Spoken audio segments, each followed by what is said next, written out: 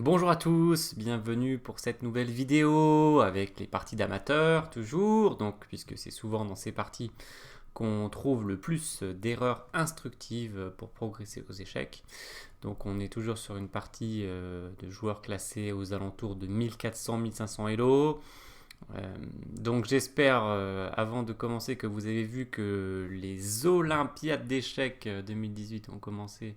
Ça joue à Batumi en Géorgie, donc vous pouvez aller voir le site officiel dont l'adresse est en haut, batumi2018.fit.com, avec toutes les équipes, donc au niveau de team ici, et puis vous avez un gros bouton live en haut à droite rouge. Voilà, si vous voulez suivre les parties en direct, et vous pouvez aussi suivre en vidéo en direct sur le Twitch Blitz Stream, donc tous les jours à partir de 13h. Ces magnifiques Olympiades d'échecs avec presque 200 pays qui participent, dont évidemment l'équipe de France. Donc on repart sur notre partie d'amateur. On attaque directement avec E4, E5, cavalier F3, cavalier C6, fou C4. Donc on est sur une partie italienne qui est la plus populaire du côté des joueurs amateurs, et maintenant même du côté des grands maîtres, puisque par exemple c'est devenu aussi l'arme préférée de Maxime Vachier-Lagrave, de Vladimir Kramnik, Magnus Carlsen, voilà, pratiquement tous les joueurs de premier plan s'y sont mis. Donc les noirs ont joué fou E7. Alors je ne sais pas si vous avez déjà vu ce coup. Donc c'est ce qu'on appelle, alors on n'a plus besoin de Batumi pour l'instant, c'est ce qu'on appelle la défense hongroise. Voilà, alors je ne sais pas si ça rend justice à ce grand pays d'échecs qui est la Hongrie, avec énormément de joueurs célèbres. Bon, on peut citer par exemple Judith Polgar, donc la plus célèbre et peut-être la plus forte. Bon, il y a Portiche, ça se discute peut-être. Portiche qui est un des joueurs de tout premier ordre. Et beaucoup d'autres joueurs hongrois vraiment fantastiques. Et donc la défense hongroise, alors c'est solide, mais ouais, c'est un peu passif, on peut dire. Un peu passif. Donc sinon, bien sûr, ici, d'habitude, les noirs jouent soit fou C5, qui empêche le coup D4. Donc très solide. C'est la variante Giuco Pianissimo, donc avec un jeu souvent de manœuvre, assez lent. Ou bien un coup un peu plus agressif, cavalier F6, agressif parce qu'on attaque le pion du centre. Donc on oblige les blancs en quelque sorte à le défendre, même s'ils peuvent aussi jouer différemment. Mais le coup principal tout simplement, ici c'est D3 qui défend solidement le pion central. Et on comprend que le jeu là aussi va être probablement assez lent. Donc il y a eu fou E7 dans cette partie. Alors, je ne sais pas comment vous réagiriez si vous aviez des blancs ici. Première question pour vous. Qu'est-ce que vous feriez? Je vous laisse quelques secondes.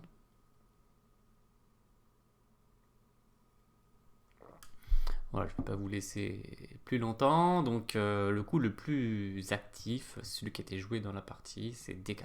Donc à noter d'ailleurs que je dis que c'était des joueurs amateurs. On peut rajouter que c'est des très jeunes joueurs puisqu'ils ont moins de 12 ans en gros. Voilà les deux joueurs qui s'affrontent ici dans une partie lente de tournoi. Donc D4 le plus actif, on joue au centre. On attaque le pion central de l'adversaire et puis on ouvre pour le fou en C1. Donc dans la partie il y a eu D6. Alors bien sûr les noirs pourraient prendre en D4, c'est un coup généralement tout à fait raisonnable.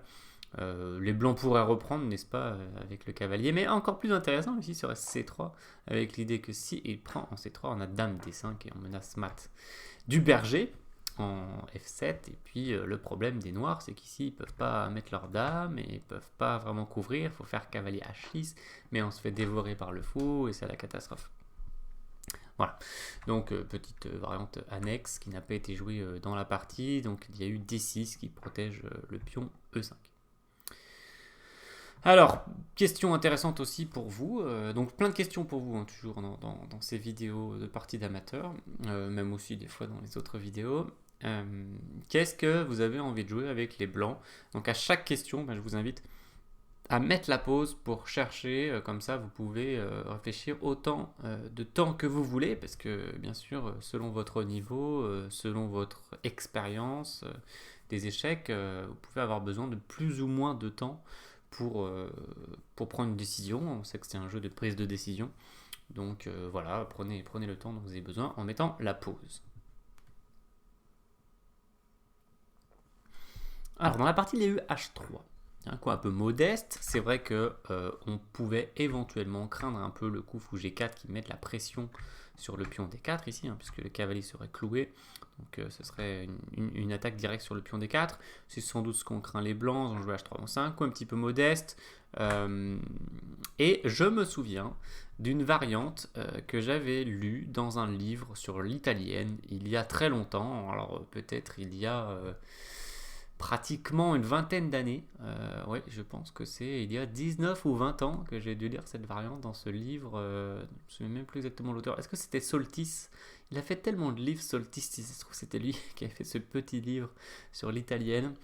Et donc, bon, ben, comme c'était la partie italienne, il disait aussi que faire par exemple sur le coup fou E7. Donc il donnait D4, D6. Et ici il disait ce qui peut être intéressant, c'est prendre en E5. Prise en E5, alors à noter qu'il peut reprendre de deux façons différentes en E5, donc il faut tenir compte des différentes possibilités de l'adversaire toujours aux échecs. Donc sur cavalier prend, on va régler cette question très vite, puisqu'après cavalier prend, pion prend, on a un schéma qu'on retrouve dans certaines filles d'or, c'est dame H5. Et regardez, on fait une double attaque, tout simplement, avec la dame sur les deux pions. Donc on va gagner un pion, voilà, dans des très bonnes conditions, donc voilà, un pion du centre. Donc très bonne affaire pour les blancs ici. Donc grosse erreur, enfin erreur des noirs de faire cavalier prend 5, pion prend 5. Dame prend D8 échec. Attention, il ne peut pas reprendre comme il veut. S'il reprend du roi, il perd le pion F7, n'est-ce pas? Et s'il reprend du cavalier, eh bien, il perd le pion E5. Donc obligé pour ne pas perdre un pion, fou prend. Et on comprend que ce fou va devoir rebouger par la suite, puisque là c'est l'embouteillage sinon. La tour ne pourra jamais sortir sinon pratiquement. Puis lui-même est très mal placé. Donc cavalier C3, cavalier F6, je fais des coups naturels ici pour les deux joueurs. Et donc le livre conseillait fou E3. Et il disait, si jamais les noirs font le naturel petit roc, donc c'est-à-dire que si vous jouez cette variante avec les blancs, vous avez les blancs, vous jouez l'italienne, vous jouez la hongroise, vous jouez D4, votre adversaire peut être tenté de prendre, vous pouvez lui faire C3, ça peut l'agacer, parce que bon, on a vu que pion prend c'était pas un bon coup, mais aussi simplement on menace pion prend avec un superbe centre. Donc c'est pas si facile ici pour les noirs. Alors j'imagine qu'il y a du cavalier F6, et qu'on peut jouer E5, et regardez ici, peut-être que vous êtes habitué, si vous avez l'expérience de ces types de positions, vous devez vous dire peut-être avec les noirs, il faut jouer D5. Ici c'est un coup qui très souvent est très bon. Mais ici ça marche pas du tout parce qu'on a le fou en E7. Donc on peut pas jouer D5, puis on prend, on a perdu une pièce. Donc c'est pas possible. Et du coup il faut bouger le cavalier, donc soit cavalier G4, soit cavalier E4. Et on comprend qu'on a une version défavorable par rapport à d'habitude. Alors je ne sais pas d'ailleurs exactement ce que joueraient les blancs ici. Peut-être je peux me lancer un petit coup d'ordinateur pour avoir un soutien. Voilà, fou D5. Fou D5, coup agaçant, puisque bon, on empêche le coup D5 en même temps. Et puis les noirs sont un peu dans le pétrin. Voilà, donc l'idée ça va être de faire C prend D4. On aura une très bonne position, pour résumer. Donc votre adversaire peut être tenté de dire je joue D6 solide, j'ai pas peur de pion prend, dame prend D8, fou prend D8. Effectivement, quand on voit cette variante avec pion prend, dame prend, fou prend, on peut se dire que c'est quand même très solide côté noir. Pas de problème particulier. Et la vérité est assez proche de ce diagnostic d'ailleurs. Alors cavalier C3, cavalier F6, fou E3, j'en étais là, donc et c'était pour dire que les coups étaient vraiment naturels et vous pouvez les rencontrer si vous affrontez cette défense. Donc petit roc, on se dit franchement, je vois pas le problème avec les noirs. Et là, il y a un problème quand même stratégique, c'est qu'on va se prendre fou C5 attaque la tour. Donc on est obligé de bouger la tour parce que si on met le fou en E7, il y a prise, prise et on perd le pion. Le fameux pion E5. Donc tour E8. Et cavalier G5. Menace fou prend F7 gagne la qualité, fourchette entre le roi et la tour. Okay. Et alors donc la tour ne peut pas défendre le pion, puisqu'il y a fou en C5 qui est très fort. Donc un seul coup raisonnable ici de défense pour les noirs, c'est fou E6. On prend, alors on pourrait prendre du fou ou du cavalier, mais c'est mieux de prendre du cavalier, comme ça on gagne la paire de fou. Donc déjà, première chose, les blancs ont gagné la paire de fou, plus ils ont un peu ruiné la structure adverse qui se retrouve avec des pions doublés isolés. Pions doublés isolés, qui sont une forme un peu moins grave que si le pion E4 était absent, par exemple, hein, puisque si le pion E4 était absent, il y aurait les blancs qui pourraient utiliser cette colonne semi-ouverte pour taper sur les pions doublés isolés avec leur tour. Donc ce serait une version beaucoup plus grave, mais quand même ça fait pas plaisir pour les noirs d'avoir les 2 pions doublés isolés, malgré tout. Et en plus, on enchaîne avec fou B5. Voilà. Donc le livre allait jusque-là, en gros, et il disait, bon, bah, prochain coup, fou prend. Donc bon, d'ailleurs, on peut dire par exemple cavalier D7, fou prend. Ok, il peut pas se venger sur le fou parce qu'on lui pique la tour. Il doit prendre. Et on s'en va. Et donc le livre peut-être même donner cette variante, je ne sais plus si donner cavalier D7 ou pas, peu importe. Et donc, résultat des courses, les noirs ont un pion isolé, pion doublé isolé sur la colonne C, pion doublé isolé sur la colonne E. Et donc, fantastique position stratégique pour les blancs. Ici, voilà, net avantage pour les blancs dans cette position. Donc, variante sympathique, vous pouvez essayer de retenir contre la défense hongroise. À la limite, j'ai envie de dire, on n'avait pas besoin forcément de retenir d'autres choses. Bien sûr, les noirs peuvent jouer des meilleures défenses que ça. Heureusement, quand même, que la défense hongroise, bon, qui est pas très jouée, qui est pas très réputée, qui est pas très jouée. Donc, je veux pas dire comme si la défense hongroise c'est une super défense non plus. Mais heureusement quand même qu'on peut jouer mieux que ça avec les noirs. C'est parce que si on était obligé d'obtenir cette position avec la hongroise, même si, bien sûr, il faudrait que les blancs encore connaissent cette variante, mais vous avez vu que les coups sont quand même assez naturels. Ce serait vraiment une mauvaise défense quand même, on peut dire. Heureusement, ils peuvent un peu améliorer leur jeu. Donc voilà, c'est au niveau de Petit Roc notamment qui est une erreur. Petit Roc, mais c'est un coup très naturel qu'on a envie de faire. Mais on peut jouer d'autres coups. Voilà. Donc on peut tenir la baraque. D'ailleurs, je me souviens avoir joué. Alors, est-ce que c'était exactement cette position ou est-ce qu'elle était proche de cette position? J'ai joué une partie contre Pascal Chaumet, qui est, je pense, maître international et entraîneur réputé du club d'échecs de Bois-Colombes en Île-de-France. Donc j'avais joué contre lui dans un championnat de France Accession, une position très proche de celle-ci, et il s'était beaucoup mieux défendu, et je crois que la partie s'était achevée par une nulle. Voilà, la partie n'avait pas duré très très longtemps d'ailleurs de mémoire. Et c'est pour dire que les noirs ont quand même des atouts défensifs, comme souvent d'ailleurs dans les positions légèrement inférieures aux échecs.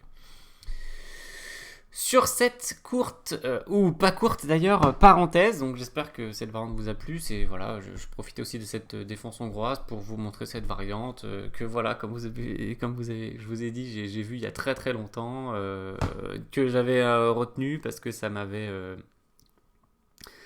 fait forte impression, et d'autant plus que j'étais assez jeune au moment où je l'avais découvert, que j'aimais bien la partie italienne et tout. Et bon, j'avais dû la remontrer à quelques élèves quand même entre-temps, dans la plage de 19 ans. J'ai dû la montrer quand même à un certain nombre d'élèves qui jouaient aussi l'italienne, ou qui rencontraient la défense hongroise. Alors, est-ce qu'ils ont retenu la variante? C'est autre chose, mais voilà. En tout cas, variante sympathique à connaître. Voilà. Donc H3 a été joué dans la partie. Alors je vais essayer de ne pas faire une vidéo à rallonge. Je vous l'accorde, je suis pas très bien parti, mais je vais essayer d'accélérer le rythme quand même, parce que sinon on n'est pas sorti de l'auberge, on est au 5e coup.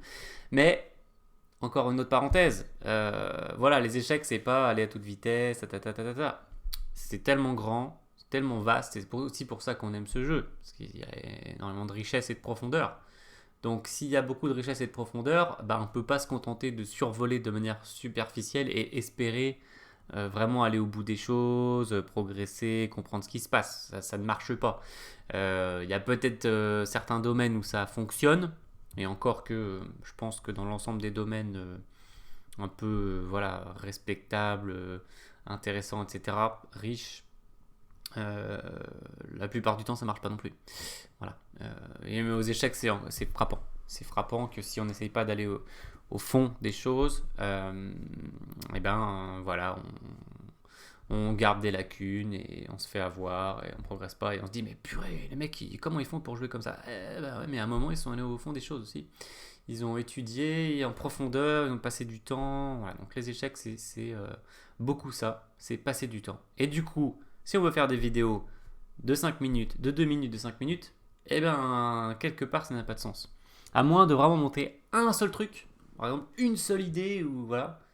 Alors là peut-être on peut faire un truc de 2 minutes ou 5 minutes, Mais déjà, on n'aura pu montrer qu'une seule idée, on n'aura pas pu montrer l'idée en profondeur, etc. Donc bon, la vidéo fera le temps qu'elle fera. Si vous devez la regarder en 2 fois, en 3 fois, ben voilà, vous avez vu que j'en sors pas non plus euh, tous les jours. Donc finalement, si ça vous prend 3 fois pour la regarder, vous avez le temps avant la prochaine vidéo. Euh, et de toute façon, il faut passer par là. Voilà. Pas, c'est pas les échecs, c'est pas on se dépêche, on se dépêche, on se dépêche. C'est on doit prendre le temps. Je trouve que c'est une bonne école aussi par rapport à la façon dont la société évolue, qui est toujours plus vite, plus vite, plus vite. Allez, on enchaîne, on fait autre chose, à toute vitesse. Et en faisant ça aussi de la même façon, on ne va pas en profondeur dans les sujets et dans les thématiques, etc. Et quelque part, on peut à la fin se rendre compte qu'on fait tout à moitié. Enfin, vaste digression, mais on est sur H3 cavalier F6. Voilà. Donc D5, n'hésitez pas à laisser un petit commentaire par rapport à cette thématique du temps, cette thématique temporelle. Voilà.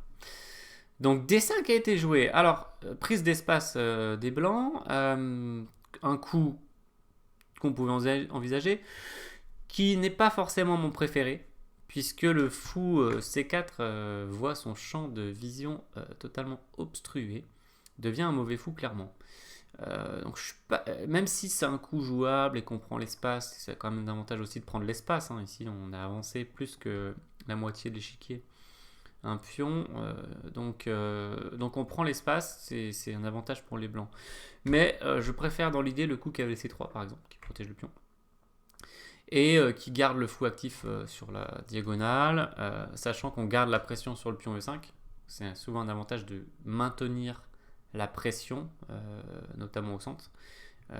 Et pourquoi l'avantage c'est pour les blancs ici? Parce que si les noirs enlèvent la tension, la pression, en prenant en D4, bon on peut le faire par exemple, les blancs reprennent simplement. Et ce type de position où les blancs ont un pion dans le centre contre un pion noir qui n'est pas dans le centre, hein, puisqu'on rappelle que le centre c'est les 4 cases centrales de l'échiquier, c'est toujours un petit avantage pour les blancs. Donc voilà pourquoi c'est intéressant pour les blancs de maintenir la tension et non pas de l'enlever. Alors on a vu une exception tout à l'heure, hein, quand on prenait en E5 on pouvait mettre un petit peu de pression, mais si les noirs se défendaient bien, ils pouvaient aussi tenir la position. Donc si on compare simplement avec ce centre, regardez, ce centre est égal. Il n'y a rien à dire, hein. Chaque joueur a un pion dans le centre et à la même hauteur. Donc juste on a un centre égal. Donc ça faut éviter. Si on fait ça, le centre n'est pas égal puisque les blancs ont pris l'espace, donc c'est un centre plutôt favorable pour les blancs. Simplement je me dis que se passe-t-il avec le fou de case blanche? Voilà, ça reste une option jouable. Au moins là on essaie de prendre l'avantage. Que quand on prend E5, si on n'obtient rien derrière, bon, enfin, on va encore, par exemple... Le problème par rapport à tout à l'heure, c'est d'accord, c'est qu'on a fait H3 qui va peut-être... Enfin, ça pourrait s'avérer une perte de temps dans certaines variantes, même si ça a certaine utilité aussi d'empêcher fou G4 et cavalier G4. Mais voilà, donc D5, cavalier A5 a été joué. Bon, ici, on peut dire clairement que les noirs auraient mieux fait de jouer un coup comme cavalier B8. Très souvent, ça peut être une bonne idée de revenir sur la case départ pour se redéployer. Donc là, le redéploiement, il est clair qu'il va avoir lieu par la case D7. Et puis, pourquoi pas après venir sur C5 ou faire le tour avec cavalier F8 G6, une manœuvre qu'on trouve souvent dans ces positions italiennes ou espagnoles. Donc ça, c'était assez normal côté noir, cavalier B8. Donc c'est vrai qu'on peut dire sur le moment, j'ai pas envie de revenir sur la case départ, mais parfois, c'est le meilleur coup. Parce que par rapport à cavalier A5, qui était joué dans la partie, après fou D3 qui était bien joué de la part des blancs, bon, de toute façon, il fallait protéger aussi le pion E4 qui était en prise.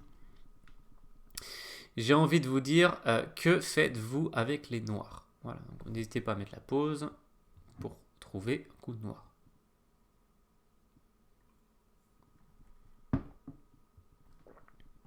Alors, si vous avez roqué en vous disant c'est bien de roquer aux échecs, vous pouvez vous mettre un malus. C'est ce qui a été joué dans la partie, et malheureusement, boum, cavalier est coincé, un classique. Hein.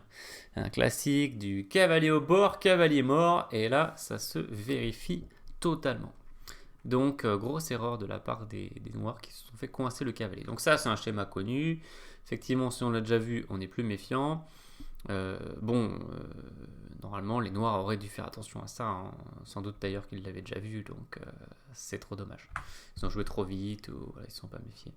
Donc les coups qu'on pouvait faire avec les noirs pour régler ce problème, c'était par exemple B6 pour pouvoir se replier en B7, même si ça ne fait pas forcément plaisir sur le moment. Un autre coup qu'on peut rencontrer, c'est C5, puisqu'on empêche B4. D'accord, donc il faudra quand même faire attention au cavalier qui n'a pas de case de fuite, mais c'est vrai que C5 pourra aussi avoir l'idée de faire C4 pour l'instant, donc il dévierait le fou pour gagner le pion E4. Donc quand même C5 intéressant.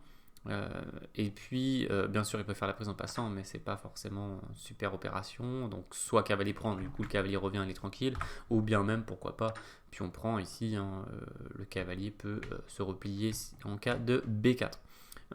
Sinon, un autre coup, alors plus complexe là pour le coup, proposé par l'ordinateur, c'est C6. C6, c'est un peu mystérieux comme coup parce qu'on se dit je perds le cavalier quand même. Et en fait, son idée c'est de prendre en D5, de créer des menaces de fourchette en 4 pour se venger. Et en 4 pion prend fourchette. D'accord, donc voilà, il crée du contre-jeu. Donc, souvent, quand on est confronté à une menace aux échecs, on a deux façons, enfin, on peut avoir plusieurs façons de procéder, mais souvent on peut avoir deux façons de procéder, c'est empêcher la menace ou contre-attaquer. Voilà. Et déjà, on sait que dans les finales, une bonne habitude à prendre, c'est non pas se défendre, mais contre-attaquer, par exemple. Voilà. Notamment les finales de tour. Après, il n'y a pas de règle absolue, c'est ça qui est intéressant aussi aux échecs, c'est que parfois ça va être plutôt la défense, et d'autres fois c'est plutôt la contre-attaque. Il faudra essayer de trouver à quel moment on doit faire lequel. Mais ce qui est très riche, c'est que parfois on peut faire les deux et on doit choisir. Et parfois les deux peuvent être bons. Petit roc, erreur, B4, gagne le cavalier. Il y a eu cavalier C4. A noter que C6 luttait encore, même avec un tempo de retard, ça luttait. Ça perdait la pièce, mais avec un peu de contre-jeu. Il y a eu cavalier C4, donc elle a voulu troquer le cavalier qui était perdu de toute façon contre le pion du centre. C'est ce qui s'est passé. Le fou est revenu sur D3. C'était pas forcément mon coup préféré vu que le fou se redéplace encore. Et pendant ce temps-là, on a des pièces qui sont pas sorties, on n'a pas roqué. Donc je suis pas super fan. Mais les noirs ont mal réagi. Jouer cavalier G5. Bon, un coup sympa pour les noirs, ça aurait été F5, d'accord.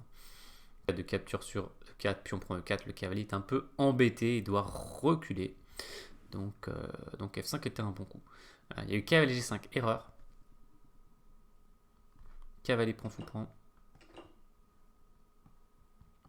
Et là, je vous invite à trouver le coup des blancs. Vous êtes à mettre la pause pour trouver le coup des blancs.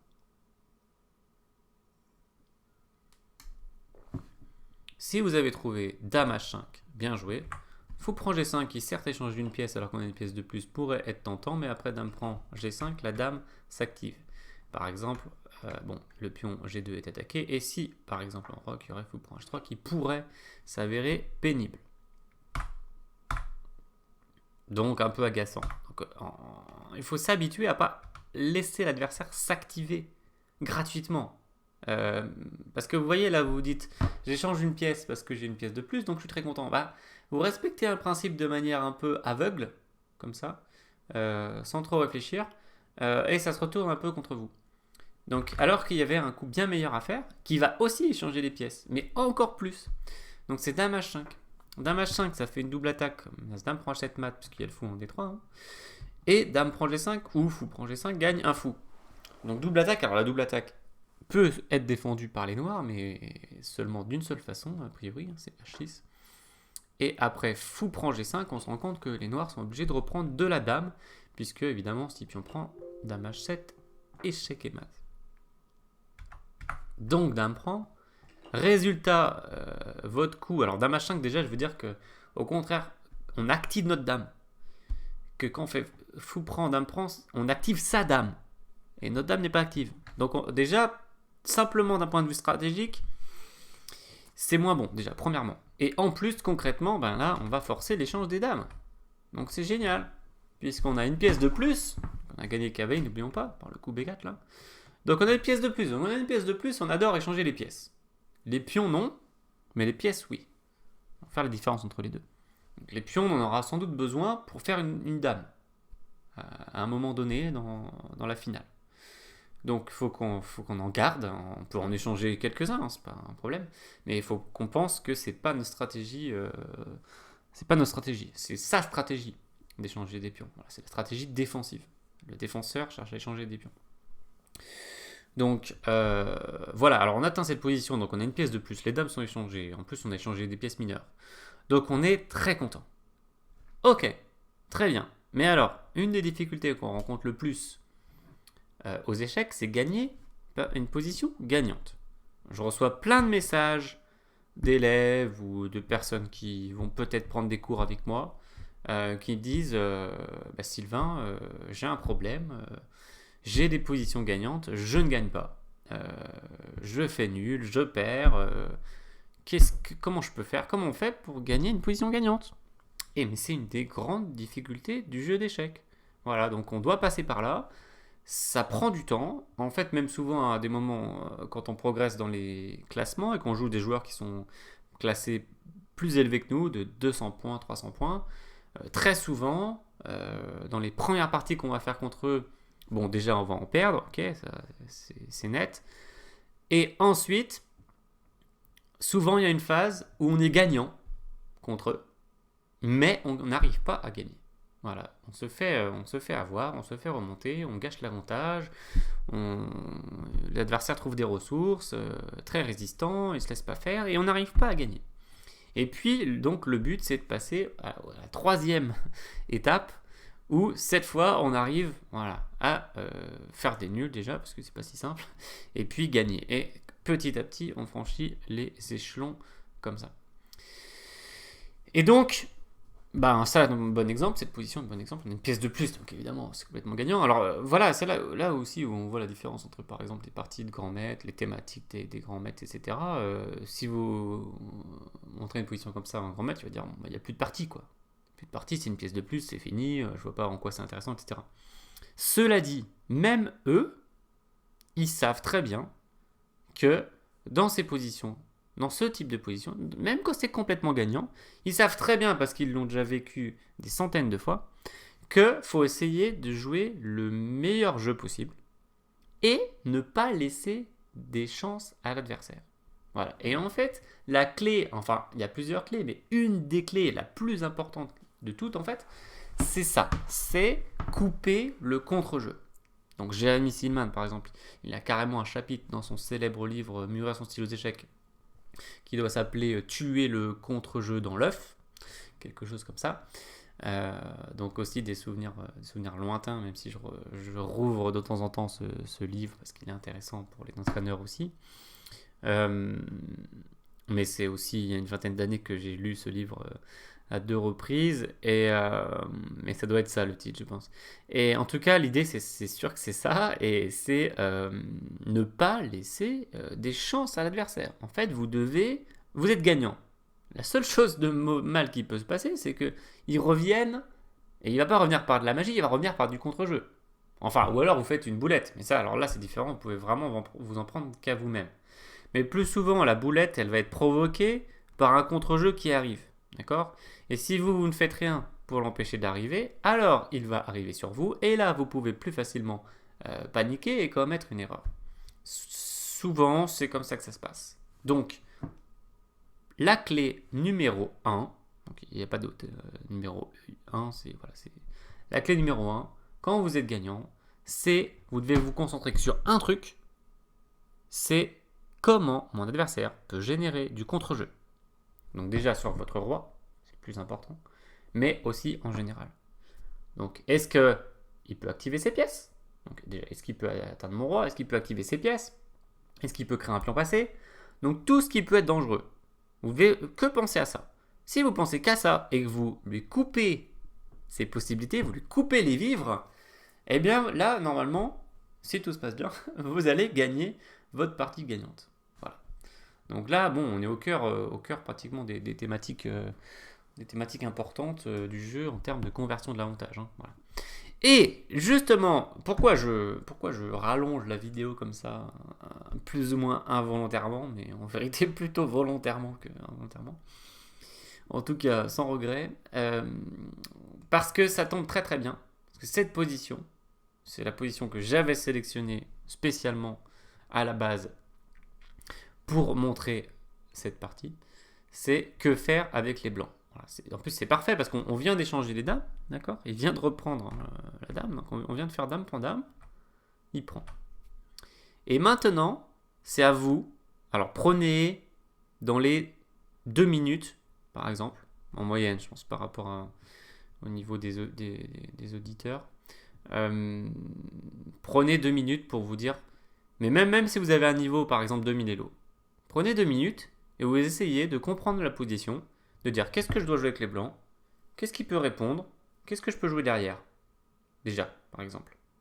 Et notre seule vraie préoccupation, c'est est-ce que les noirs peuvent générer du contre-jeu? Si oui, comment? Et si oui, comment je peux réagir? Est-ce que je peux l'empêcher? Est-ce que je dois trouver quelque chose pour m'organiser? Si je peux pas l'empêcher, est-ce que je peux trouver une contre-attaque par exemple? Ou réagir souvent par une contre-attaque. Allez, donc je vous invite à mettre la pause et à chercher. Alors je dis 2 minutes, mais si vous avez besoin de plus, prenez plus. Hein.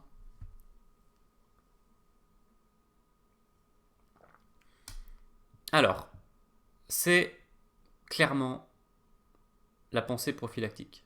Donc là, vous allez me dire, mais qu'est-ce qu'il a dit? Peut-être. Soit vous connaissez déjà le mot prophylactique et vous n'avez pas de problème, soit vous ne l'avez jamais entendu, c'est tout à fait possible. Et là, vous avez un problème. Donc, l'adjectif prophylactique, ça vient du nom prophylaxie. La prophylaxie, que je pourrais écrire d'ailleurs, mais j'ai pas le dispositif, mais dans l'idée, je pourrais me préparer un petit dispositif pour mettre du texte sur la droite.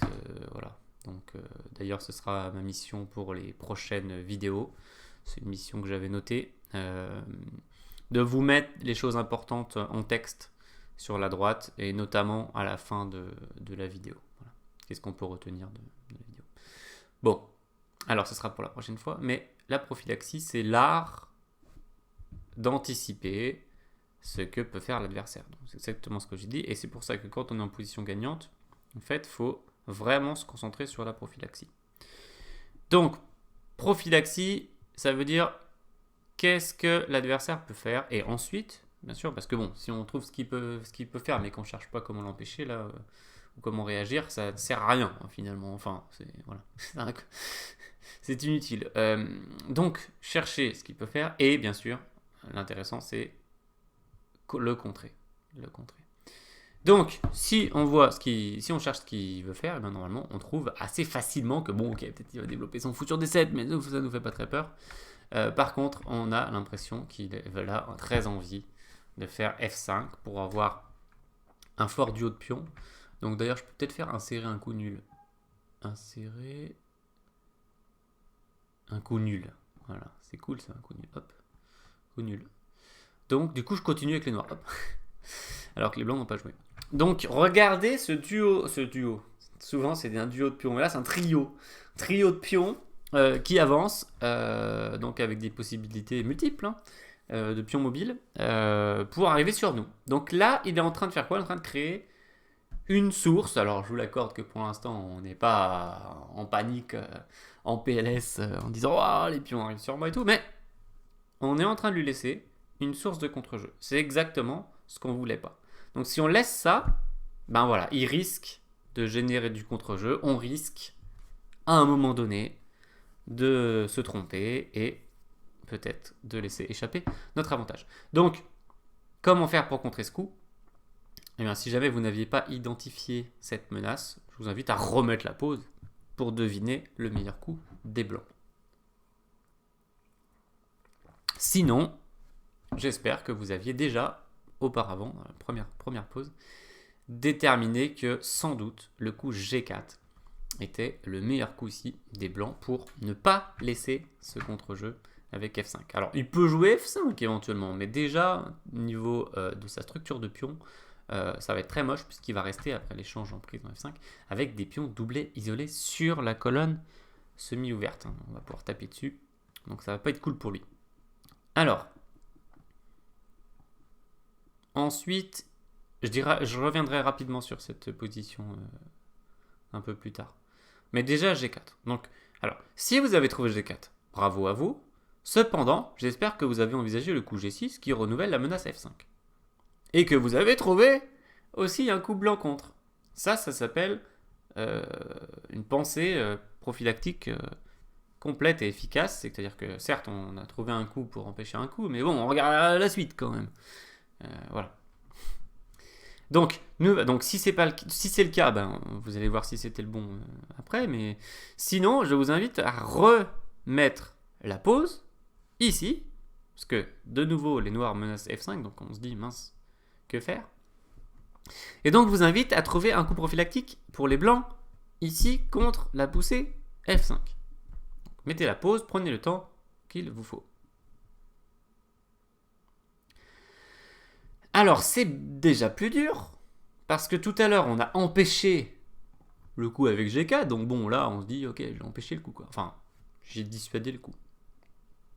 Mais là on se dit comment j'empêche F5. Et là c'est indirect, c'est-à-dire qu'on doit trouver quelque chose ailleurs puisqu'on ne peut pas contrôler la case F5. Donc il y a au moins deux coups qui sont tout à fait pertinents ici côté blanc, que j'aime beaucoup. Donc le premier, celui qui a été joué dans la partie, donc bravo le joueur des blancs, c'est H4. C'est-à-dire qu'on ne laisse pas les noirs tranquilles et on prend des mesures actives contre leur plan. D'accord? C'est-à-dire que maintenant, il a son pion en prise. Donc est-ce qu'il a envie de faire F5? C'est pas clair. Hein. S'il fait F5, on prend G5. Il n'est pas fan, je pense.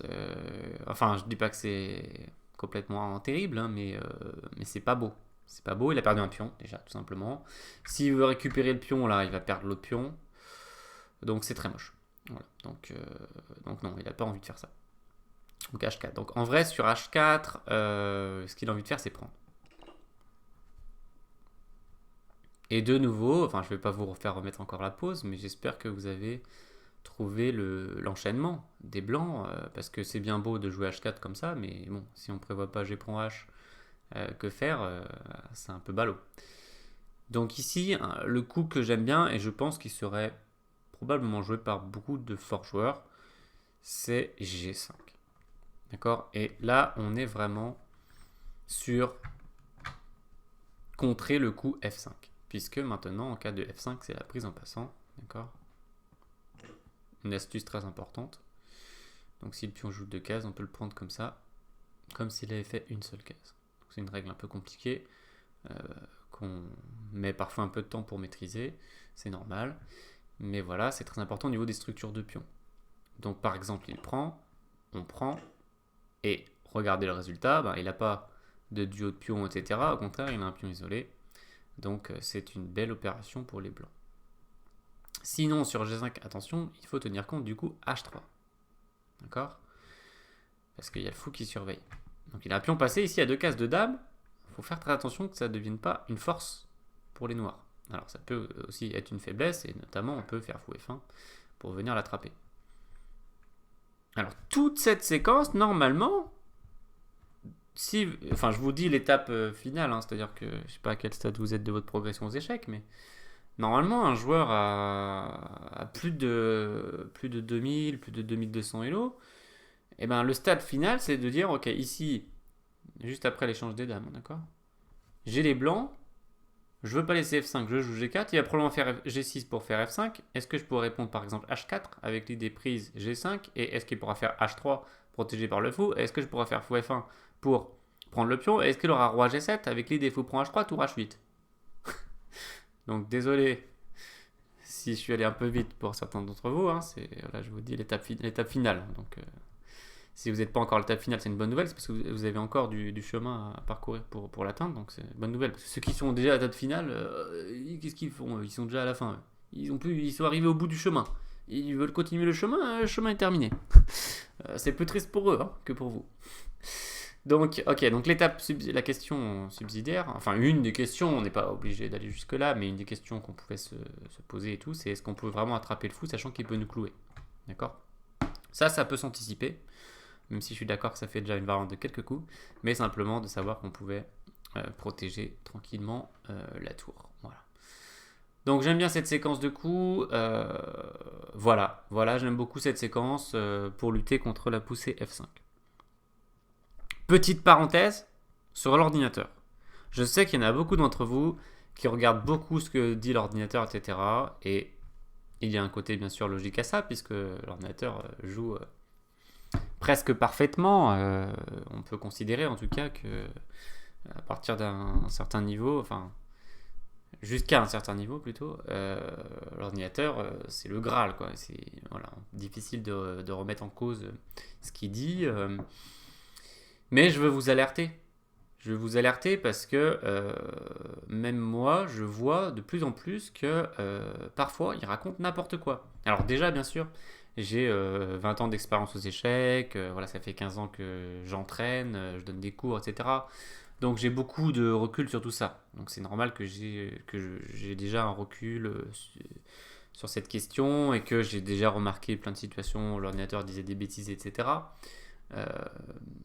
Parce que mon expérience me permet de le faire et de voir, de remarquer. Cependant, je remarque, parce que aussi entre il y a 20 ans et maintenant, il y a eu beaucoup de progression de niveau pour les ordinateurs, énormément. Et c'est pratiquement plus la même chose, hein, parce que le petit Fritz 5 de 1998, par exemple, ou voilà. Maintenant, Stockfish 9, là c'est pratiquement une autre planète, hein, si on compare les deux. Même s'il y a quelques similitudes, mais quand même. Donc, ce que je veux vous dire, c'est que, par exemple, ici, ce que je viens de vous dire sur G4, etc., pour moi, c'est la vérité des humains.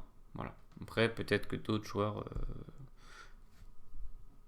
de mon niveau ou plus forts que moi diront je suis pas d'accord avec ça, etc.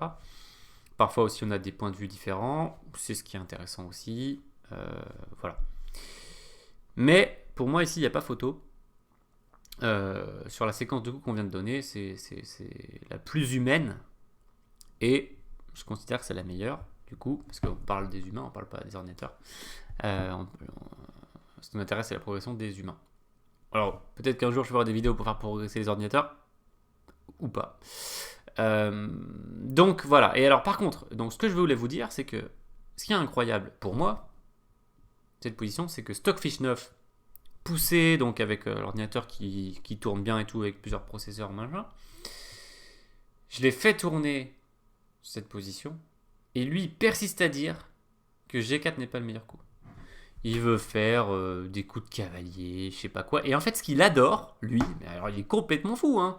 Et c'est là que je veux vous dire, faites très attention quand vous regardez l'ordinateur, donc de Lichess ou n'importe, chess.com, etc. C'est à peu près tous les mêmes, se ressemblent. Donc déjà, les ordinateurs sur Internet sont moins poussés que les ordinateurs qui tournent depuis le disque, en local. Donc déjà, faites attention par rapport à ça. Mais aussi, tout simplement, en général, là, je fais le tourner en local. Stockfish 9, on considéré comme le meilleur ordinateur, ça se joue peut-être à pas grand chose, Houdini et Komodo, mais même je pense qu'il est considéré au-dessus pour l'instant. Et il me dit quoi? Lui, ce qu'il kiffe dans cette position avec les blancs, c'est de laisser les noirs faire F5 et de répondre F3. C'est-à-dire qu'il n'a pas envie de se prendre 4, donc il fait F3. Donc ça, c'est son kiff. Donc c'est un kiff pour lui de mettre ses pions sur blanc alors qu'il a un fou de case blanche. C'est un kiff pour lui de faire un trou sur la case G3. C'est un kiff pour lui de laisser les noirs installer le trio de pions mobiles. Bref, pour moi, positionnellement, ça n'a pas de sens. Alors, je dis pas qu'il a tort. Il a sans doute raison. Il a sans doute raison que c'est la meilleure façon de jouer. Mais le problème, c'est que si vous, on commence à essayer de jouer comme ça, mais ça va être n'importe quoi. Enfin, on va plus rien comprendre, en fait. Voilà. Donc c'est un problème, quand même. C'est un problème. Alors lui, déjà, il kiffe ça. Bon, moi, je le laisse libre de kiffer ça. Hein. Franchement, ok, fais-toi plaisir, quoi. Moi, je joue G4 100% du temps dans cette position. Bon. Et alors après, sur H4, je vais revenir aussi sur cette position encore après au niveau de H4, parce qu'il y a un autre coup qui est intéressant, prophylactique, que vous avez peut-être trouvé. Mais déjà sur H4, lui, sur G prend H, G5, non, il prend H4, il est très content. Il laisse F5, puis il dit, bon, je fais que c'est trop, très content, quoi. Donc c'est-à-dire qu'il... Alors, bon, il est content qu'il y ait la colonne H, ça je comprends, très bien. Mais il est content aussi que les noirs mettent un duo de pions ici mobile et qu'ils puissent avancer, etc. Donc bon, il fait ce qu'il veut, c'est son problème. Mais moi, je vais pas vous enseigner ça, d'accord? Et le problème, si vous essayez d'apprendre les échecs en regardant l'ordinateur et qui vous dit des trucs comme ça, que des entraîneurs expérimentés, etc., vont vous dire c'est des conneries, ben c'est embêtant, quoi. C'est embêtant parce que, alors après, déjà que c'est dur, assez dur comme ça les échecs, si en plus l'ordi vous apprend des trucs absurdes, on n'est pas rendu, quoi. Donc, ce que je peux vous conseiller pour conclure, c'est vraiment utiliser votre cerveau le plus possible. Et bien sûr, parfois vous regardez l'ordi et il va vous dire des trucs et ça va être bien, parce que aussi souvent l'ordi dit des trucs bien, heureusement, et qui sont le même truc que des humains, des entraîneurs, des grands maîtres vous diraient, quoi. Donc heureusement, mais aussi des fois il y a des trucs ridicules, quoi. Enfin, positionnellement, voilà, quoi. Bon, enfin. Donc sinon, le truc intéressant, c'est l'autre coup prophylactique qu'on pouvait jouer ici avec les blancs. Donc si vous l'avez trouvé, je vous félicite, c'est tour G1. J'aime beaucoup ce coup parce que c'est typique d'un coup prophylactique. C'est-à-dire qu'on se dit, ok, le gars veut faire F5, eh ben je contre, mais pas de manière directe parce que je peux pas contrôler la case 5 une troisième, une quatrième fois en fait. Donc je compte de manière directe avec l'idée F5 prise, tour point échec, je gagne un pion. Voilà. Alors certes, il a son petit duo de pions, d'accord, mais on a gagné un pion aussi, quand même. Il faut équilibrer le truc, c'est-à-dire que le duo de pions c'est bien, mais un pion c'est quand même plus... Enfin, ça vaut plus que l'installation du duo de pions. Même si parfois il y a des situations où on peut dire c'est tellement fort d'installer le duo de pions que ça peut se rapprocher peut-être un peu de la valeur d'un pion, mais quand même un pion c'est beaucoup. En plus, c'est activation de la tour qui faisait rien, d'accord, donc sur tempo, donc beaucoup d'avantages ici pour les blancs. Donc j'aime bien tour G1 parce que les noirs se retrouvent le bec dans l'eau. Ici, c'est-à-dire que comment faire du contre-jeu, bah on sait pas. Le seul contre-jeu pratiquement passé par F5, on peut plus faire F5 sinon on perd un pion. On peut pas facilement défendre le pion G5, donc c'est la galère. Voilà. Donc voilà comment mettre l'adversaire en galère. Donc vous voyez ici, pour revenir à la thématique de base, c'est-à-dire que si vous êtes nonchalant et vous développez votre cavalier, puisqu'effectivement un cavalier est encore à la maison et on nous dit qu'il faut développer les cavaliers au début de partie aux échecs. Donc là on se dit, purée, je suis à la bourre, faut que je me développe, quoi. Bon, ben, en fait ça c'est un coup automatique, encore une fois. C'est-à-dire que vous ne vous concentrez pas sur l'adversaire. Donc aux échecs, si vous ne vous concentrez pas sur l'adversaire, c'est comme si vous vous concentrez que sur la moitié du jeu. Donc bon, vous pouvez essayer de jouer en vous concentrant que sur la moitié du jeu, mais ça va pas forcément être très efficace et souvent vous allez avoir des problèmes. Voilà, donc G4 on coupe le contre-jeu et puis sur G6 on a soit H4 suivi de G5 que j'aime bien ou tour G1 que j'aime beaucoup aussi. Bon, et tour G1 qui n'est pas bien sûr... qui n'est pas un coup préféré de l'ordinateur non plus de mémoire. Donc voilà. Hors sujet, l'ordinateur dans cette position, on peut dire d'un point de vue stratégique. Donc, enfin, hors sujet où il a un niveau tellement au-dessus qu'on ne comprend pas, mais si on ne comprend pas, du coup, on ne peut pas en profiter pour faire augmenter notre niveau avec ce qu'il nous dit. Du coup, autant utiliser notre cerveau. Puisque ça, tout ce qu'on vient de dire, franchement, c'est des trucs qu'on peut facilement trouver avec notre cerveau. D'accord. Il n'y a pas besoin d'être un ordinateur à 3000 Elo, il n'y a pas besoin d'être un grand maître, et un joueur, n'importe quel joueur, même limite qui débute en fait, hein, si on lui pose les questions comme ça, il peut trouver les réponses. Il faut juste le guider, évidemment, bien sûr, on va lui dire à votre avis quel est le coup intéressant pour les noirs. Bon, ben, là il peut trouver le coup F5 et après comment contrer, etc. Donc simplement, faut pas sous-estimer son propre cerveau par rapport à l'ordinateur. Faut pas faire un complexe aussi. Parce que l'ordinateur, il est très fort, mais aussi, des fois, il joue n'importe comment. Alors, libre à lui, mais ne faites pas comme ça. Voilà. Donc, HK. Donc, désolé, je fais une longue parenthèse. Bon, ok, mais je sors des vidéos, là, en ce moment, tous les 10 jours, en gros. Donc, du coup, j'ai une grosse vidéo avec beaucoup de choses à l'intérieur. Donc, n'hésitez pas à vous abonner à la chaîne, hein, si ce n'est pas encore le cas. Si vous voulez être notifié de la publication des prochaines vidéos, vous avez le petit bouton d'abonnement juste en bas. Et puis, à soutenir la chaîne de manière générale avec l'écran qui apparaîtra à la fin de la vidéo. Voilà. Donc H4 qui a été joué, il y a eu F6 de la part des Noirs. Alors, ça, c'était le moment clé de la partie, donc on va pas passer non plus énormément de temps sur le reste de la partie. Je vais vous poser quelques questions. On va regarder ce qui s'est passé. Voilà, donc il y a eu H prend G, F prend G, fou prend Roi G7. Ok, attaque le fou. Bon, c'était un peu mieux de faire fou prend G4 quand même, avec les tours G1, tour F4.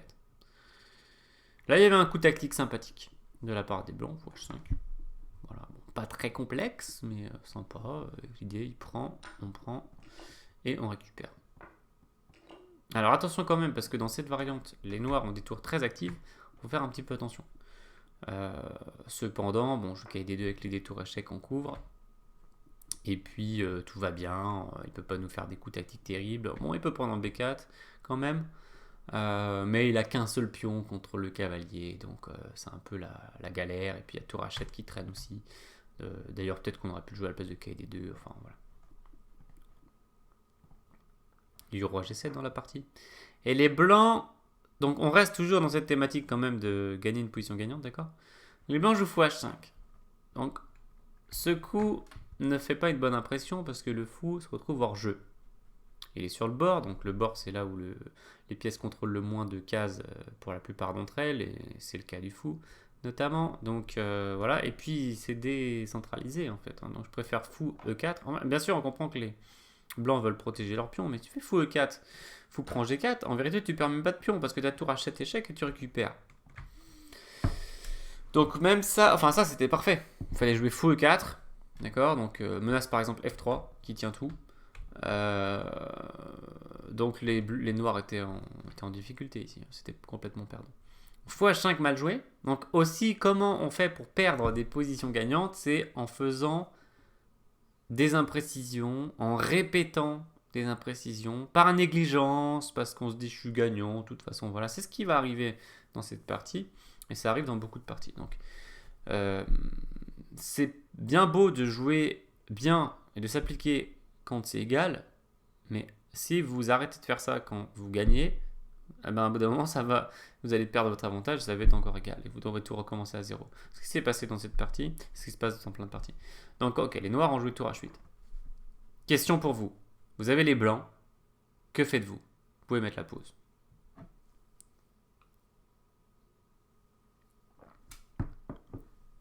Si vous avez développé votre cavalier, vous pouvez vous mettre un gros malus. Un énorme malus. C'est ce qui se passe dans la partie. Les blancs ont développé nonchalamment leur cavalier et ils se sont mangés fou prend G4. Ils n'ont pas fait attention au clouage et ils reperdent leur matériel. Donc c'est terrible. C'est une grosse erreur. Donc qu'est-ce qu'on pouvait faire? Par exemple, on pouvait faire F3. Pas de problème. On protège. Ou bien on pouvait faire le plus original, tour H3. Avec l'idée que s'il prend G4, on prend et on défend. D'accord? Donc c'était jouable. Un peu plus acrobatique, hein, parce que on n'est quand même pas protégé sur cette case. On est un petit peu cloué, il faut faire attention. Donc on est cloué même, on peut dire. Voilà. Sinon, je l'ai pas mis, mais bon, je suppose qu'un coup comme tour G1, de nouveau, pourrait être respectable. Bon voilà, encore une fois, ce qui m'embête, c'est qu'on a placé le fou sur H5, donc il est mal placé, donc c'est dommage. Mais bien sûr, on est complètement gagnant. Donc cavalier D2, fou prend G4. Ok. Alors, le truc, c'est que... alors, ce que je peux essayer de faire... Non, je peux pas essayer de le faire. Donc, fou prend G4. Donc, alors, quand vous prenez un coup comme ça, un coup sur la tête... pendant la partie, vous vous rendez compte que vous avez fait une erreur et vous prenez un coup, vous dites mince, j'avais pas prévu ce coup, etc. Et bien bien sûr, l'objectif c'est de réussir à garder son sang-froid. Sinon, on va aggraver la situation qui déjà est pas top, quoi. Donc c'est une qualité très importante du joueur d'échecs, c'est rester consistant. Alors consistant, c'est peut-être le mot anglais plutôt, consistante, ou je sais plus exactement comment ils utilisent là, to keep his composition, quelque chose comme ça. Donc garder ça, alors c'est pas sa composition, voilà, faut trouver les bonnes traductions, mais en gros, en français tout simplement, c'est garder son sang-froid, garder son calme, et réussir à trouver les meilleures suites quand même. Voilà. Souvent, aux échecs, si vous faites une erreur, bon, à part si elle est vraiment énorme, je sais pas, vous donnez votre dame, vous donnez une tour, vous donnez un mat, bon là c'est la galère, c'est la catastrophe. Mais sinon, la plupart du temps, quand vous déconnez pas, quand vous donnez pas la partie tout de suite, les petites erreurs, bon là c'est quand même une grosse erreur, on est en train de reperdre la pièce d'avance qu'on avait, donc bon, déjà grosse erreur. Mais même, comme on avait une pièce d'avance, on repère la pièce, je veux dire, c'est censé être équilibré, d'accord? C'est pas la catastrophe. Donc par contre, si on se dit, oula, en fait, souvent c'est ce qui peut se passer, si on se dit, mince, j'ai fait une erreur. Et soi-même on se dit, ah, on s'en veut en fait. Et psychologiquement, on commence à partir dans un truc négatif. Et c'est là que c'est susceptible de nous enfoncer dans une spirale où non seulement on va perdre notre avantage, mais en fait on va carrément donner l'avantage à l'adversaire. C'est un phénomène très fréquent, on le voit beaucoup. Donc déjà, essayez de rester calme. Hein. Vous voyez une erreur, vous dites ok, j'ai fait une erreur, ça arrive. Maintenant, qu'est-ce que ça donne la position? Et d'essayer de continuer à rester objectif dans la position et trouver le meilleur coup. Voyons si vous réussissez à le faire, même si vous, l'avantage c'est que vous n'avez pas joué la partie, donc vous n'êtes pas comme si vous aviez une pièce de plus et tout. Et tout d'un coup, vous voyez que vous prenez fou prend G4 et vous êtes un peu en panique. Mais d'un point de vue purement technique, vous avez les blancs. Et qu'est-ce qu'il faut jouer ici comme meilleur coup avec les blancs? Ça m'intéresse beaucoup de voir si vous trouvez la meilleure suite pour les blancs. N'hésitez pas à mettre la pause et prendre le temps dont vous avez besoin.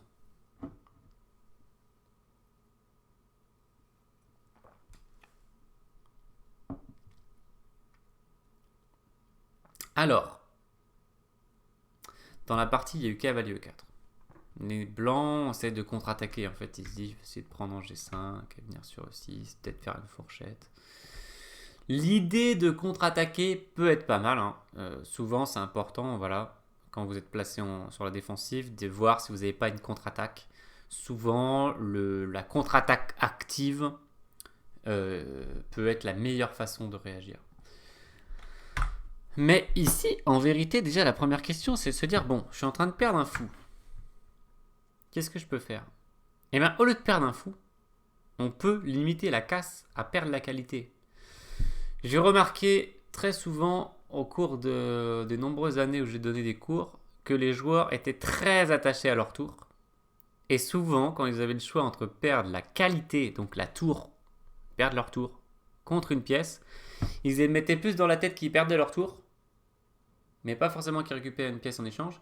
Et au lieu de perdre juste la qualité, ils préféraient perdre une pièce. En fait, c'est comme s'ils se disaient, je perds soit une pièce, soit une tour, donc je donne la pièce. En fait, c'est pas une tour, c'est la qualité. La qualité, c'est beaucoup moins grave qu'une pièce, en fait. Donc, le meilleur coup ici, c'est on encaisse le fou, il prend la tour. Bon, évidemment, il fallait qu'on ait cavalier fin pour couvrir, sinon on perdait l'autre tour, et là, ça n'allait pas. Et résultat, on reste avec 2 pièces contre tour et un pion. D'accord? Et ça, c'est un matériel équilibré. 2 pièces contre tour et un pion. Donc, peut-être aussi qu'on peut une autre façon d'avoir le matériel équilibré.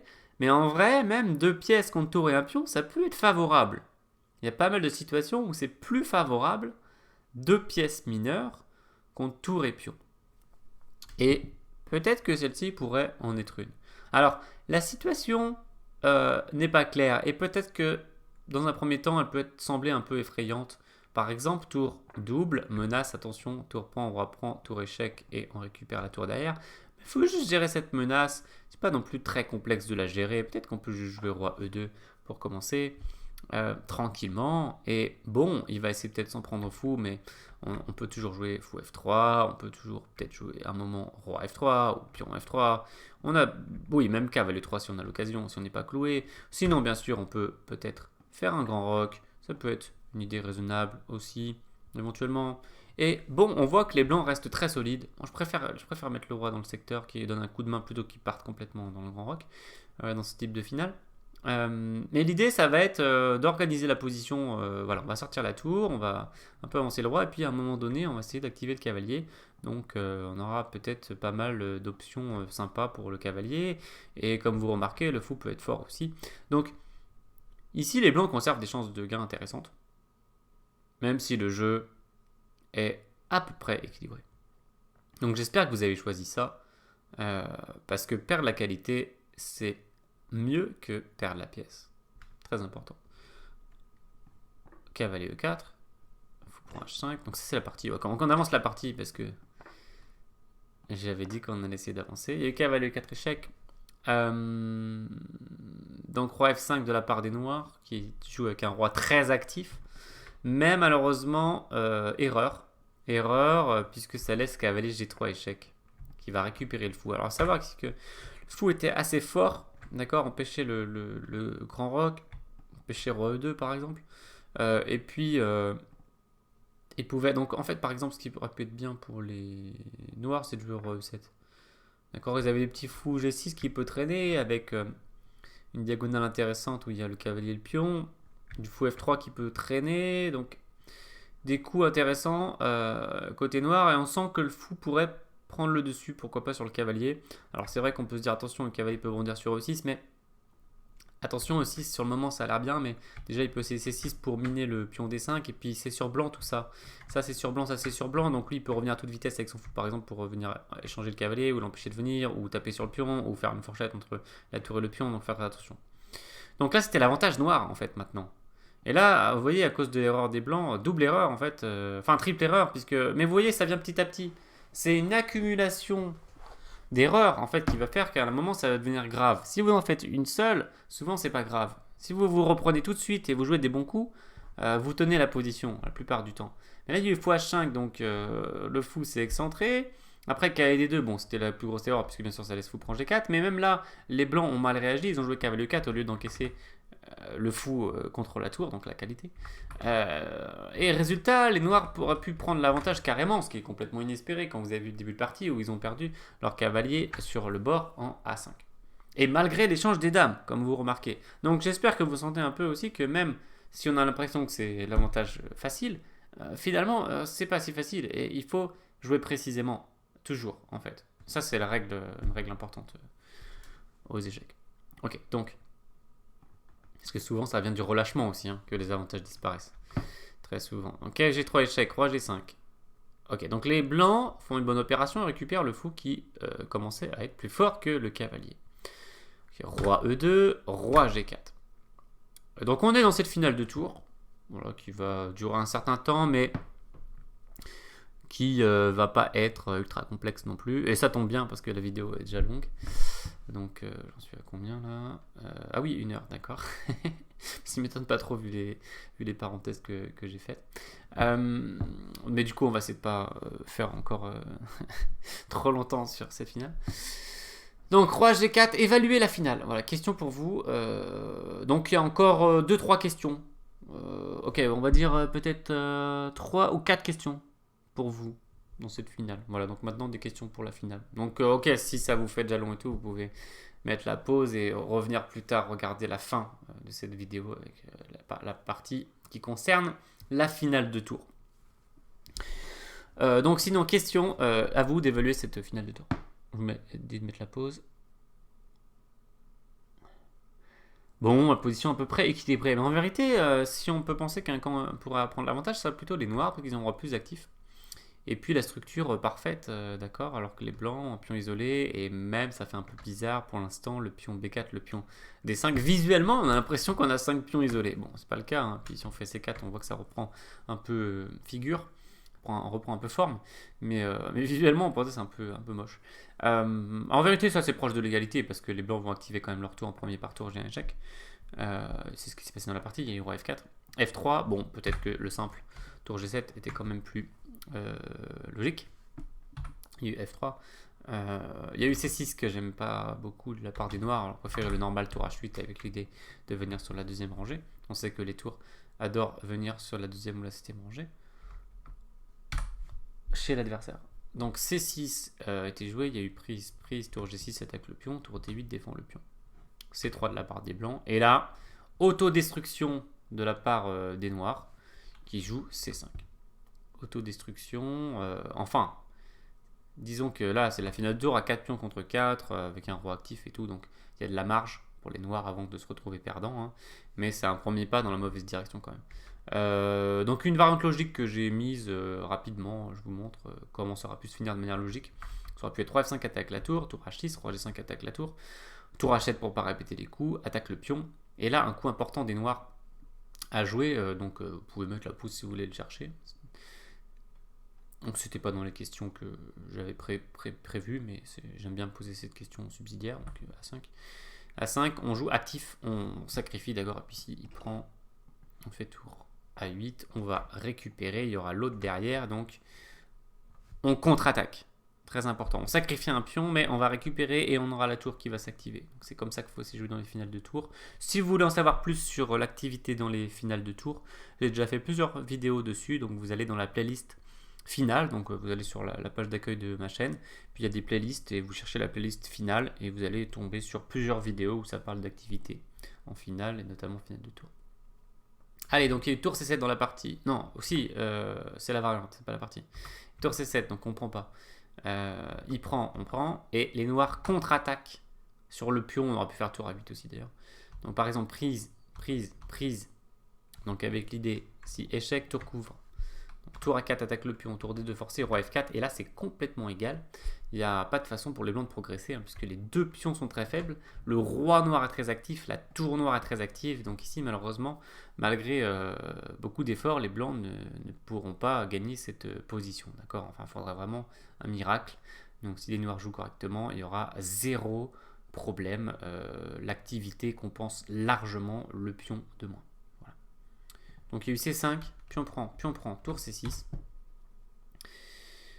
Et là, ah oui, pardon, j'en profite pour vous dire que les blancs pouvaient améliorer leur jeu. Donc c'est là aussi où faut toujours se dire, même si au début ça paraît compliqué, mais comment je peux jouer mieux et toujours viser plus haut. En fait, pas se contenter de... Voilà. Bon là, le joueur qui avait les blancs, il s'est contenté de tour C6, il s'est dit, c'est bien, j'attaque le pion.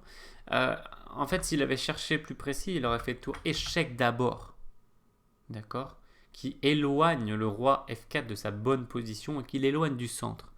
Donc le roi s'éloigne et maintenant tour C6, c'est la différence, c'est que le roi est plus loin qu'avant, il met plus la pression sur le pion F, il protège plus son pion. Du coup, par exemple, si on prend en C5, on attaque le 5 dans la foulée sur échec en plus, par exemple.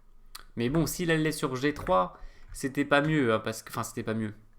Ça faisait peur aussi parce que c'est loin de l'action G3. Donc bon, il y a eu tour C6 dans la partie et les noirs ont fait une erreur terrible, tour D5, particulièrement moche, puisqu'après C4 on perd un pion. Donc trop dommage, joué trop vite de la part des noirs. Donc bien sûr, un coup typique, c'est non pas la défense, mais vous voyez en fait, souvent les joueurs peuvent être tentés de défendre passivement. Et d'une manière générale, c'est pas une très bonne stratégie. Et en finale de tour, c'est une mauvaise stratégie. Donc, toujours chercher des coups plus actifs comme tour B8 qui vient chercher la contre-attaque. D'accord. En plus, on vient chercher l'activité avec la tour. Donc, l'activité des pièces, c'est très important. Donc, bon, on a un roi actif, c'est bien. Mais si la tour ne fait rien, c'est dommage. Donc, il y a eu tour D5 dans la partie, pion C4, tour D4, tour prend, E4, pion prend. Question pour vous. Vous avez les noirs. Est-ce que vous reprenez du roi ou de la tour? Le pion E4. N'hésitez pas à prendre du temps pour répondre à la question. J'espère que vous avez pris du roi. Donc le roi revient, parce que maintenant il ne se passe plus rien sur l'aile roi, il faut venir sur l'aile dame où il y a des pions. Donc déjà il revient, et puis la tour coupe le roi. Donc le roi blanc ne peut pas s'approcher de la zone importante, ici c'est l'aile dame. Donc bien sûr ici il fallait jouer roi prend E4, très grosse erreur de la part des noirs d'avoir fait tour prend E4 échec, alors peut-être sous prétexte que ça faisait échec. Je sais aussi que souvent les jeunes joueurs aiment bien donner échec.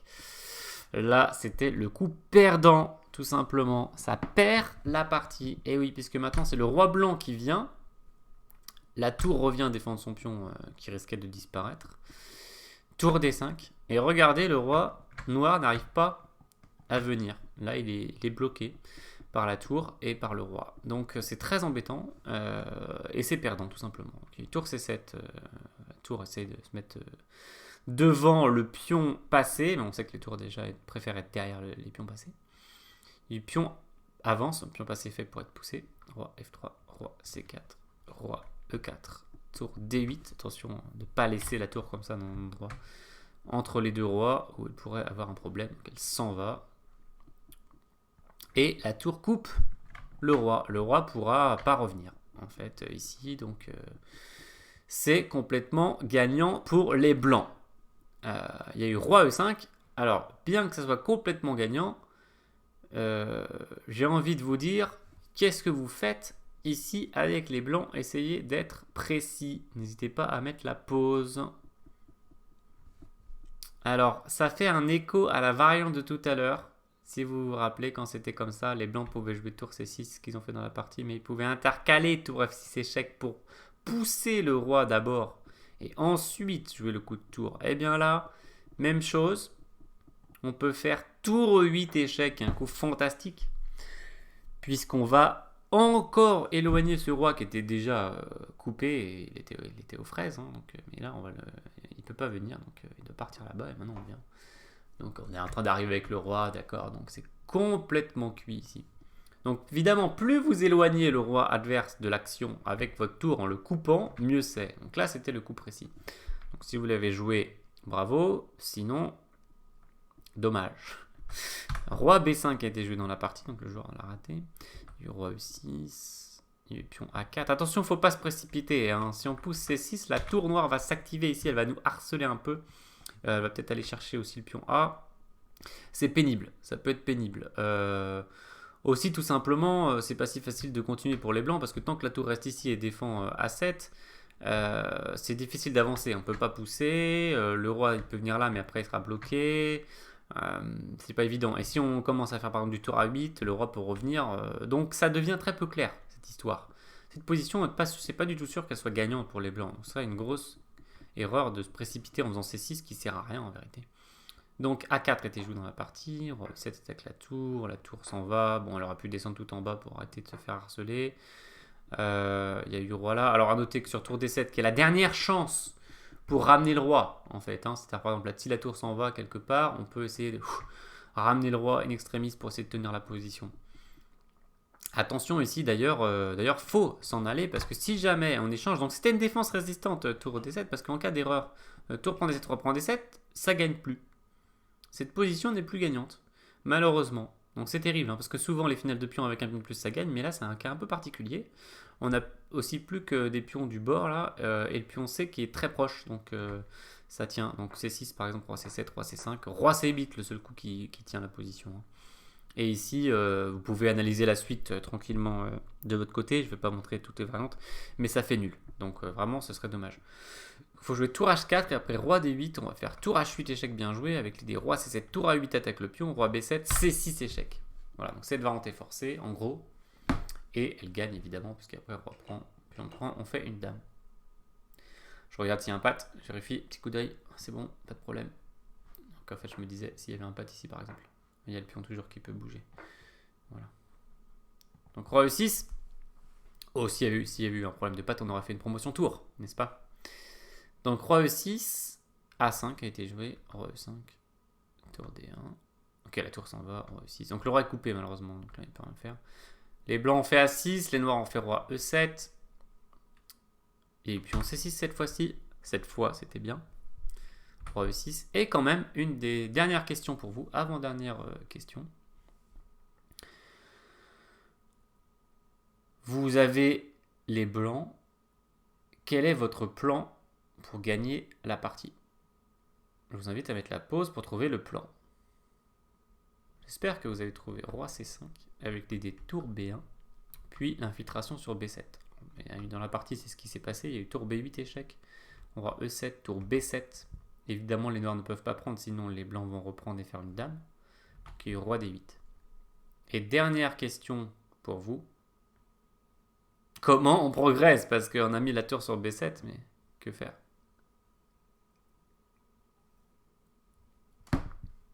Si vous avez trouvé roi D6, bien joué, un classique des finales de tour. Le roi arrive sur la 6e, c'est parfait. À la Capablanca. Et voilà. Alors attention, hein, surtout, il fallait pas prendre, parce qu'après roi prend, c'est match nul encore. D'ailleurs, il peut faire match nul de manière assez amusante, je pense, par exemple en allant dans le coin. D'accord. Puis si on pousse, il y a patte. Puis si on vient, il y a patte. Et en fait, je viens de faire une grosse boulette puisqu'il y a roi D7. Et après roi B8, il y a mat en 2. Donc non. Faut faire attention quand on essaie de s'amuser. En fait, faut pas toujours trop s'amuser. Donc des fois, faut jouer sérieux et jouer ce type de coup, par exemple, pour faire un patte comme ça. Voilà. Donc en tout cas, tour prend C7. Malheureusement, ça faisait un match nul. Donc attention. Donc roi D8, et il y a eu roi D6 bien joué.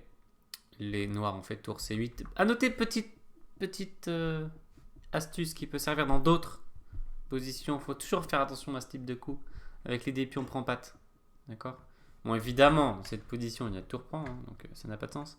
Mais il y a des positions de la théorie, certaines finales, où la défense de tour échec comme ça, avec les dés pions prend patte, est très importante. Donc méfiez-vous de ce truc. Ok, tour C8. Et ici, les blancs ont au moins 2 façons de gagner, donc c'est pour ça que je ne vous pose pas la question. C'est vraiment question un peu facile pour le coup. Donc la plus classique, la plus...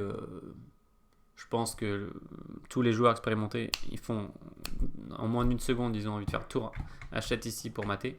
D'accord. Et en fait, pratiquement dans la même seconde, ils savent que ça gagne la tour.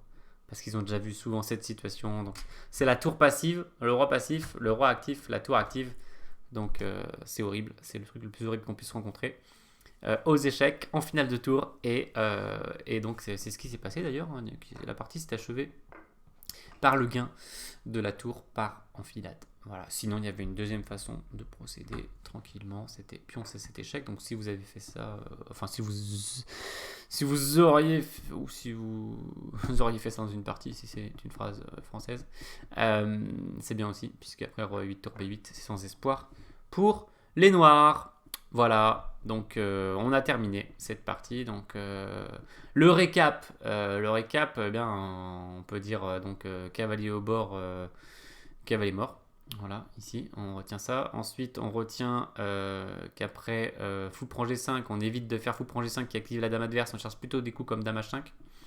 Ensuite on retient bien sûr toute la phase de prophylaxie qui a consisté à empêcher les noirs de générer du contre-jeu par F5, donc avec G4.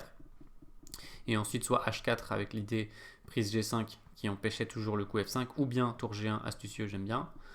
Ensuite on a retenu les errements, ou les errements, je pense qu'on dit les errements, les errements des blancs par fou H5 qui place le fou à un mauvais endroit, suivi surtout de la grosse erreur cavalier D2. Et après fou prend G4, on retiendra aussi que les blancs auraient mieux fait de donner la qualité et non pas les pièces. Donc ils auraient mieux fait de faire par exemple ça et jouer avec 2 pièces pour la tour avec des chances de gain encore. Que cavalier E4, après fou prend H5, les noirs auraient pu prendre l'avantage avec le fou contre le cavalier. Et puis dans la finale de tour, on a vu en gros ce qui s'est passé. Les noirs ont joué un peu trop passivement, d'accord. Déjà pion C5 c'était... Pion C5 en un sens c'était une tentative d'activité qui était une mauvaise idée. Mais voilà, il faut toujours chercher des coups actifs comme A5 par exemple, quand on a le pion en prise. Ou tour B8. Tour B8 qui cherche l'activité. Donc toujours chercher l'activité dans ce type de finale. Et puis vous retiendrez la coupure du roi. Hein. Ici, ils se sont coupés eux-mêmes en fait, hein, parce qu'il va faire roi prend, il n'y avait pas de problème. C'était un match nul ici, sur un jeu normal. À vous d'analyser éventuellement cette position pour le vérifier. Mais tour prend E4, c'était la grosse erreur, parce qu'après roi D3, maintenant, comme vous remarquez, c'est le roi noir qui va se retrouver coupé. Donc là, il était coupé complètement. Et puis, on a vu comment les blancs ont profité de la situation, même si on a remarqué qu'il fallait encore faire attention. Donc, Moralité, il faut toujours faire attention. Alors vous allez me dire, purée, même quand on est gagnant et tout, il faut faire attention. Eh oui, il faut faire tout le temps attention. Sinon, après, qu'est-ce qui arrive? Eh bien, on ne gagne pas les positions gagnantes et on envoie des mails à Sylvain pour dire, mais Sylvain, je ne comprends pas, j'étais gagnant et je me suis fait avoir. Bon, c'est un peu plus compliqué que ça, hein, parce que dans la thématique de la conversion de positions gagnantes, il y a différents types de positions gagnantes. L'avantage peut être de différentes sortes, différentes natures. Et du coup, la façon de jouer peut être différente selon Et de toute façon, c'est un truc dur. Voilà, principe de base, gagner une partie gagnante aux échecs, c'est un truc dur. On se rend compte tout le temps. Donc, il faut être tout le temps à fond. Voilà. Donc, j'espère que ça vous a plu. Très longue vidéo. Très longue vidéo. J'espère que vous l'aurez apprécié. Donc, n'hésitez pas à mettre un like.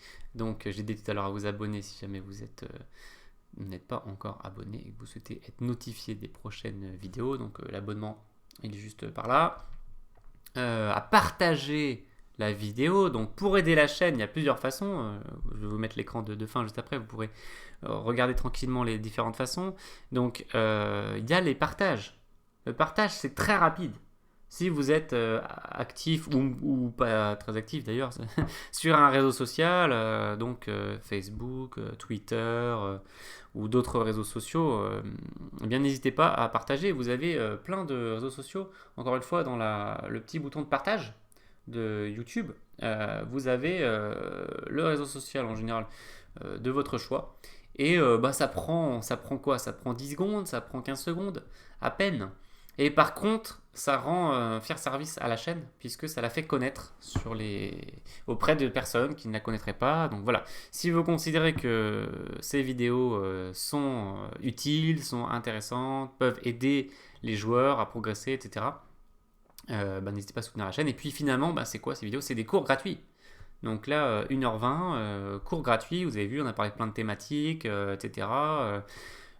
J'essaye de vous transmettre des informations, des conseils, des méthodes de jeu, voilà, pour que vous progressiez aux échecs. Donc si ça vous aide, n'hésitez pas à faire un petit don, un Tipeee à la chaîne. Donc vous avez le lien dans la description. C'est le Tipeee. Donc je remercie les tipeurs. D'ailleurs, ils seront affichés dans l'écran de fin. Et puis je vous dis à très bientôt pour de nouvelles vidéos. Et n'oubliez pas les Olympiades. Superbe compétition avec presque 200 pays en lice. Merci à tous, portez-vous bien et je vous dis à bientôt. Salut!